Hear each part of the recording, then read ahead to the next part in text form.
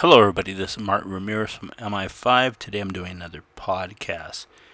It's pretty much random, but I do have some subjects and topics I want to kind of touch upon.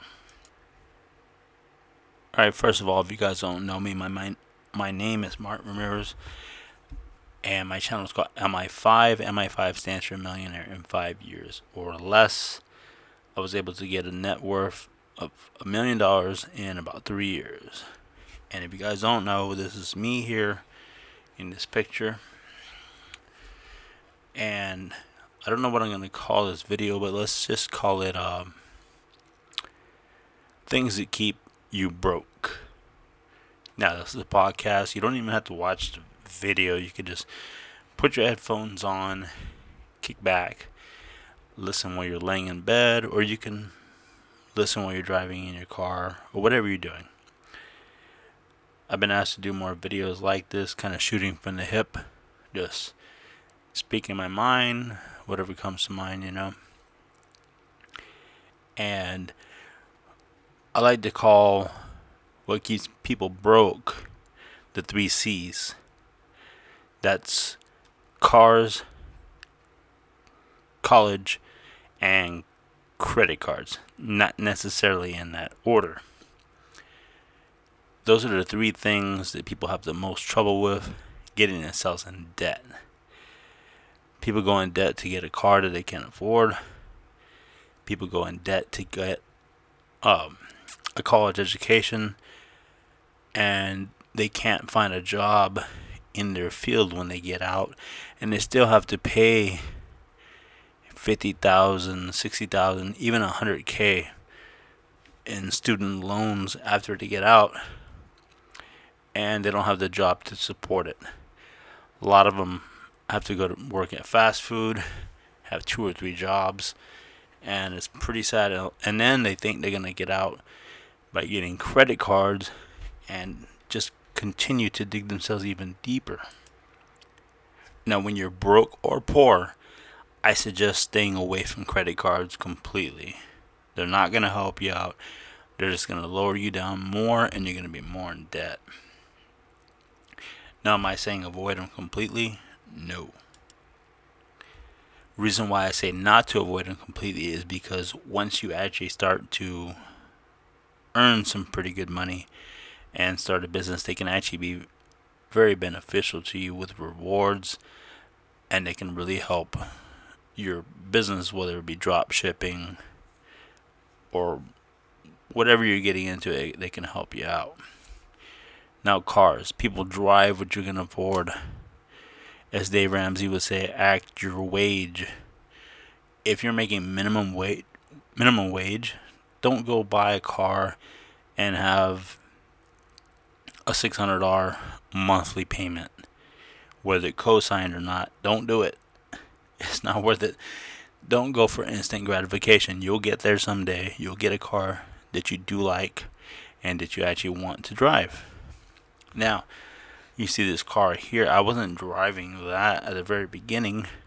I saw people making much less money than I was driving nice cars, and I was driving a vehicle from the 1980s for many, many years. And I kind of felt bad about that. And I'm like, how are these young guys and girls driving these cars that are only a few years old? Answer: they were up to their necks in debt, and they couldn't really afford to drive them. And because they had a nice car for their age at the time, they couldn't even move out of their parents' house because they had that car payment, and they couldn't get where they really wanted or needed to be. So I'm saying, don't put yourself in a bad position trying to get into a car you cannot afford because you care about what people think about you. Who cares? Doesn't matter when you pull up to your job in the parking lot of where you work and you see your other coworkers and you want to flex and show off and show them that you're in a nice car or whatever. Doesn't do any good if you're flat broke. you're not really impressing anybody when you can't afford to pay your bills. I've seen people and worked with people who had a really nice car. They couldn't afford to pay their phone bill. I tried to text them. I'm like, what happened? Oh, my phone got shut off. I'm like, why? Because I got behind because of my car payment. Okay? Got their light bill shut off because they had to pay their car payment. And it's pretty silly to get thrown out of your house, whether you own or rent, because your car payment is putting you in such financial distress. People are overly obsessed with cars. Don't get me wrong. I love cars. I'm a car enthusiast. But if I couldn't afford it, I wouldn't get it. Even to this day, with a net worth of $1.5 million, I haven't really bought anything that exotic. I spent $8,000 repairing my BMW, and I felt bad about that.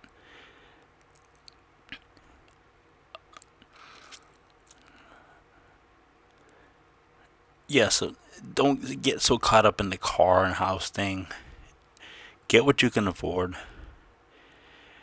I don't have a mansion yet.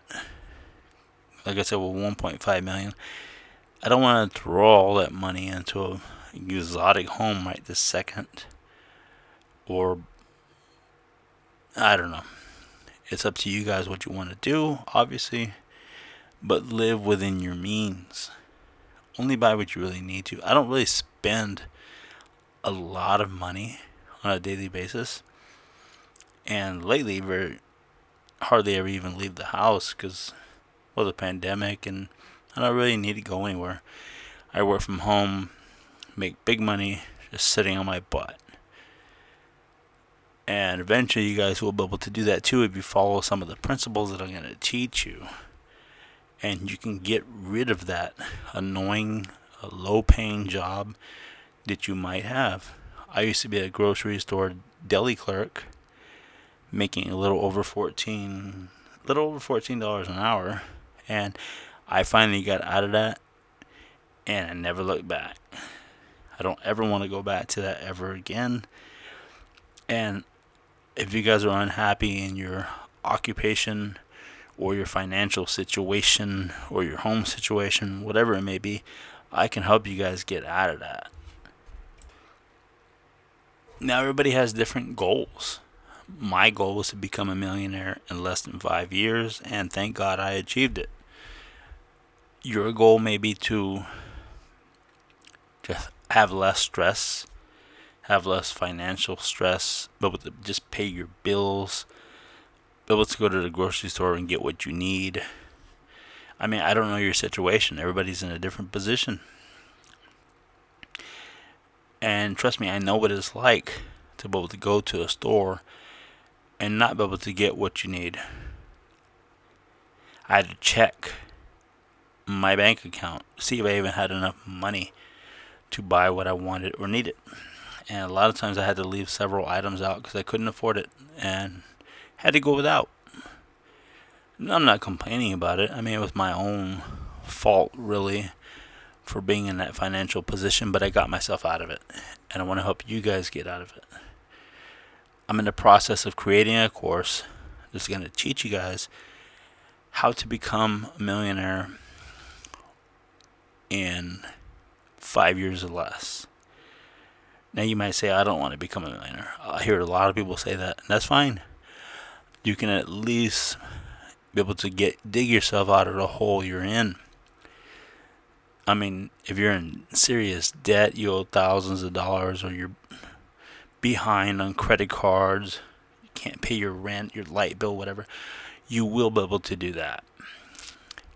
You'll get yourself out of that problematic area, and you'll be able to take a deep breath and be relieved that you're able to do what you weren't able to do before, which is a great thing. Like I said, you don't have to become a millionaire if you don't want to, but at least get out of debt and become stress-free. If you want to work from home, you'll be able to do that. You'll be able to create your own schedule, be your own boss. It won't have to deal with commutes if you don't want to. A lot of people have social anxiety or physical disabilities where they cannot get out and work a physical job 8 hours a day standing on their feet. That's just reality. A lot of people have illnesses. You can do this from wherever you're at, pretty much no matter what kind of disability you might have.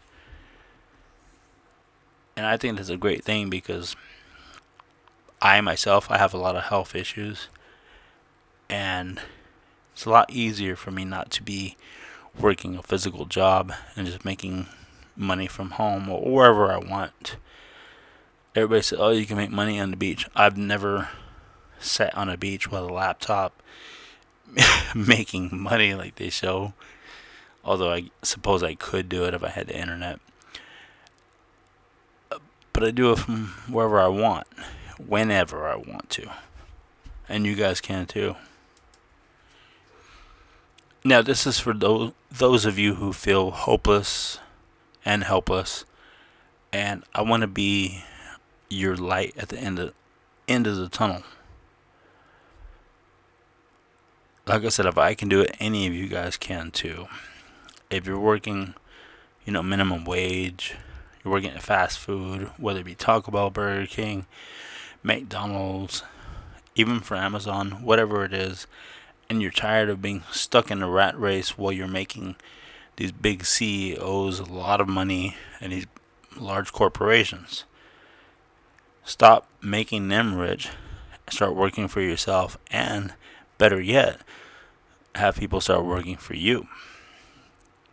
You have the ability to create jobs for other people and change their lives, and you don't have to treat them badly like your employers might be treating you. My employees and future employees, I'm going to be treating very well. I'm going to give them great benefits, sign-up bonuses, and pay them way above minimum wage for sure. And just try to help people. I want to get people in a position where they can help themselves and eventually help others as well. Back again to things that are keeping people broke. Phones. They're notorious for keeping people broke. I worked with a woman at the grocery store, and she had a family plan where she was, keep in mind, she's only making about $14 an hour. She had a phone plan that was costing, $480 a month, almost $500 a month, just for phones to have for her and her small kids. And I was like, is that the wisest thing to be doing? You're barely scraping by, and you're spending $500 a month on phones. I didn't feel like it was. It wasn't my business to judge her. I didn't bother to educate her because I felt like she would be offended by me even bringing it up. So I felt uncomfortable even talking to her about it, really. And I was just like, damn, you're paying that much for phones? I'm like, okay. Now, granted, she didn't have an expensive vehicle, but she made up for it with the amount she was spending on cell phones. Now, people talk about making all this money.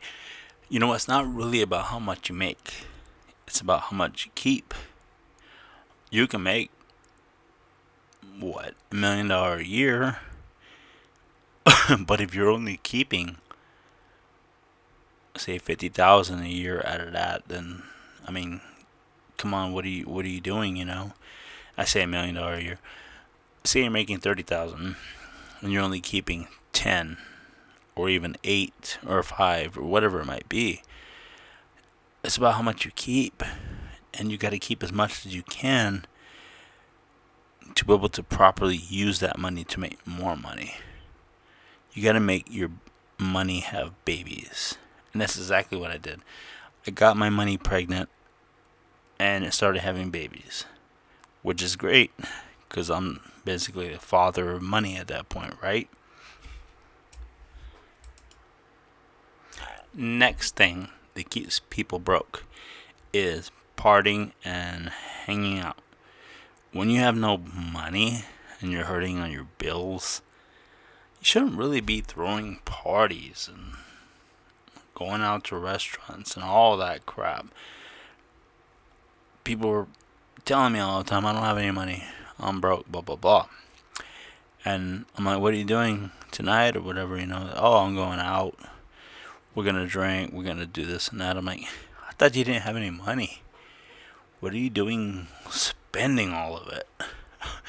As soon as they get their money in their pocket, they would throw it away right into the wind. And I was just like, okay, that doesn't make a whole lot of sense to me, that you don't have any money, but as soon as you get it in your hands, you throw it right back to the employer or the government, whatever it may be. Don't try to impress people with your spending when you don't have money to spend. I know it's cool to be generous. I'm generous now. I've always been generous, really. But I was smart enough not to throw all my money away. Otherwise, I would have never gotten to be a millionaire. You can treat people, and now I tip very well when I go places. I've always been a good tipper, but I tip very well now because I appreciate the people who are working class.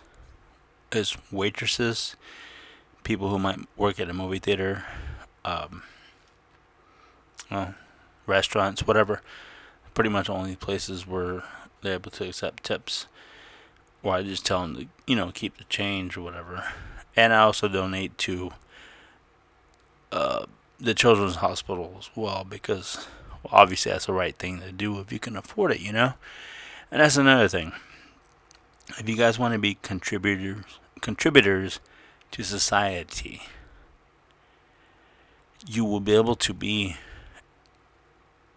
once you achieve a steady financial basis.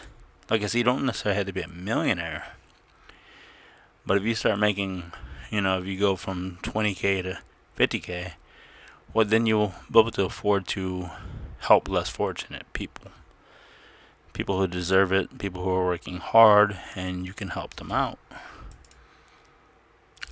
Another thing people waste money on is buying what they think might be a bargain. Just because something's cheap or appears to be a good deal doesn't mean you have to just go out and buy it. There was a guy I used to work with too, same grocery store, so he's buying a flat screen TV for every room. I said, why? Oh, well, they're on sale, they're a good deal. I'm going to get a flat screen for every bedroom, living room, and the kitchen. I'm like, okay. I'm like, so you're going to go spend a few $1,000s just because you think each TV is a good deal, but yet you can't afford to move out of your parents' house, so you're buying it for your mom and dad. So I was like, that doesn't make much sense to me. And like I said, don't go buy something just because it's on sale. Don't worry about it. Don't fill your house, your home, your life full of a bunch of objects that are going to become obsolete in a few years. All these electronics, even the TV screen I'm looking at now, are not going to be worth much in the future. They're going to be obsolete. Don't invest all your time and money in it. And then you got to pay for storage to keep a bunch of crap. Even if you go to a dollar store. Oh, it's only $1, so I bought this, I bought that. I'm like, okay, what are you going to do with all that junk? Because they only use it for a little while. Then they had to put it in a storage room. And then they pay every month to keep that stuff in storage. So the cost of it never really stops. Okay, so the moral of this podcast is to not spend everything you make. Save as much money as you can. And you're going to use that money for something productive, which I'll talk about more in my next videos. And on my course, I'll definitely teach you what to use your money on, not to only get you out of a hole, but to make you a millionaire in 5 years or less. So that's a great thing, right? Every one of you guys out there can become a millionaire in a 5-year period of time if you follow what I'm going to show you. Even if you just listen to some of the advice I gave you, that's going to give you a huge head start against most other people out there. Don't listen to most people, because most people don't know what they're talking about. Don't take advice from broke people.